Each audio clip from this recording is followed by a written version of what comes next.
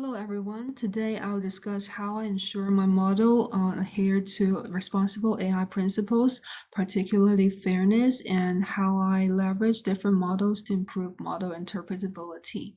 And my analysis include both global explanations and local explanations, and I will also cover fair learn for fairness assessment.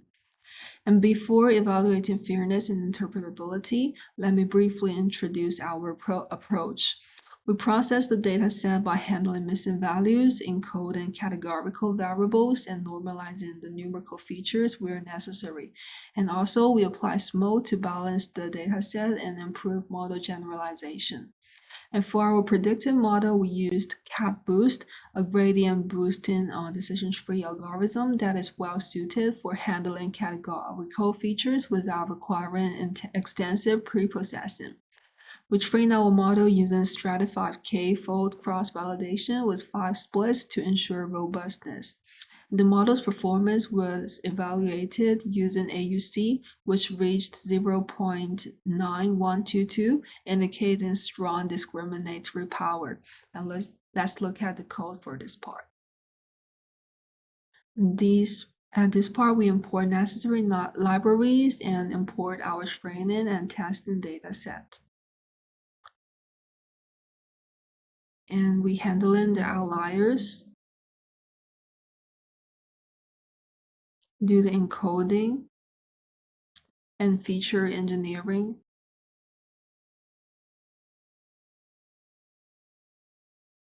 And handling the skewness.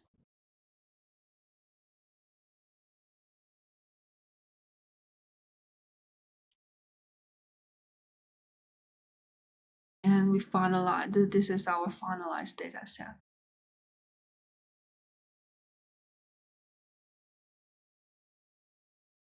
And apply this mode. And also do the random forest feature importance. And do the PCAs. And this is our model, which is the CapBoost model. This is the code.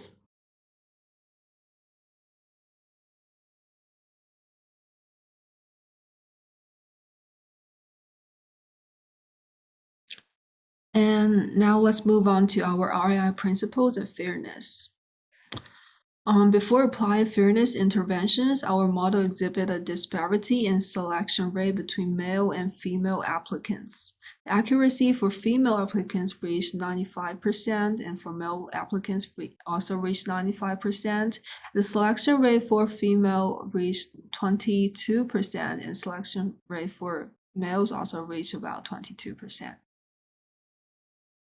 And although the accuracy for both groups were nearly identical, the selection rate for female applicants was slightly lower, indicating a potential fairness concern. And to mitigate the bias, we apply threshold optimization using the equalized odds constraint. However, after applying the fairness constraints, the accuracy and selection rates remain exactly the same as before. This suggests that the threshold optimizer did not significantly change the decision boundary, possibly because the model's fairness disparity was already very small. This is our code for fair learn part.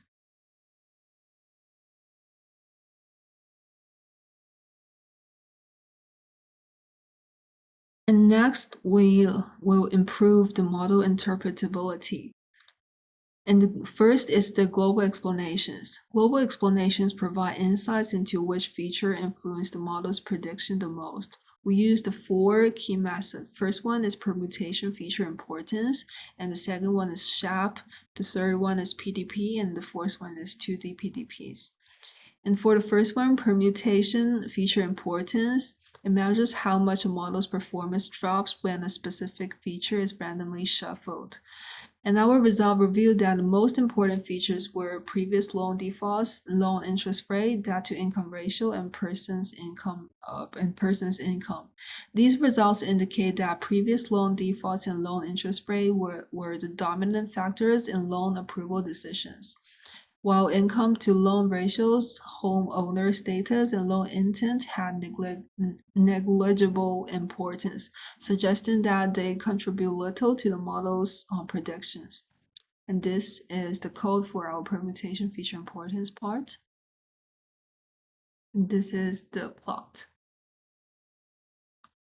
And for SHAP models, SHAP values provide deeper insights into how individual features contribute to a model's decisions. Previous loan defaults had the strongest negative impact on loan approval, meaning applicants with a history of defaults were much less likely to get approved. And loan interest rate also had a significant negative impact, confirming that high interest rates were associated with a lower likelihood of approval. And higher personal income and lower debt-to-income rates increased approval chances, reinforcing the importance of financial stability. This is the code for our SHAP model, and this is the plot. And we also draw the KDU plot of predicted loan probability. And for PDP model, PDPs illustrate how a single feature affects the model prediction while holding others constant. The PDP for personal income showed that increasing income generally increases the probability of loan approval, but beyond a certain threshold, the effects stabilize, meaning additional income does not substantially improve approval odds. And the PDP for loan interest rate revealed a clear negative trend, which means high interest rate drastically reduced the approval likelihood. And this is the code for our PDP model, and this is the plot. And also we conduct 2D PDPs, and this is the code and our plot. And next, let's move on to the local explanations part. While global explanations provide insights into overall model behavior, the local explanations part help us understand specific individual predictions. We use line model, several gate models, local SHAP values, and anchors. These 4 models. The first one is the line model.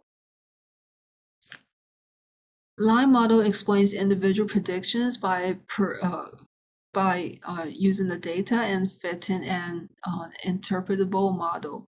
For one applicant, our model predicts a 98% probability of loan approval, and line model revealed that previous loan defaults had the strongest negative impact, which is minus 0.45, significantly lowering the approval probability.